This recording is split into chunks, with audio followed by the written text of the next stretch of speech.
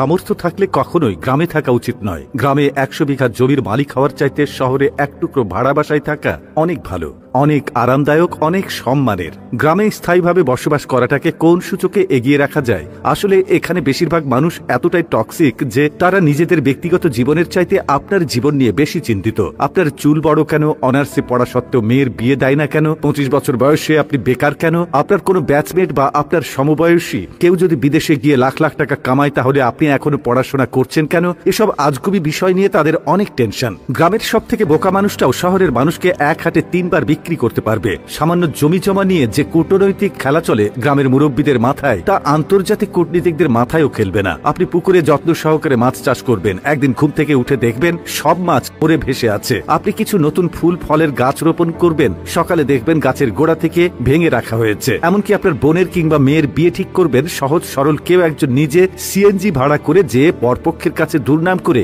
বিয়ে ভেঙে দেবে। মাঝে মধ্যে তারা এমন কিছু বিষয় নিয়েও চিন্তিত হয় যেসব বিষয় নিয়ে আপনার ফ্যামিলি মাথায় ঘামায় না। গ্রামের টক্সিসিটির আরো একটি বিরাট পার্ট হচ্ছে ঝগড়া। আপনি এমন কোনো বাড়ি খুঁজে পাবেন না যেখানে জায়গা জমি নিয়ে বিবাদ বা বিরোধ নেই। প্রত্যক্ষ এবং পরোক্ষভাবে এই ফ্যামিলি সেই ফ্যামিলি একজন আরেকজনের সাথে ঝগড়ায় লেগেই থাকে। 1 ইঞ্চি জায়গা জমি নিয়ে মামলা মোকদ্দমা, অশ্লীল ভাষায়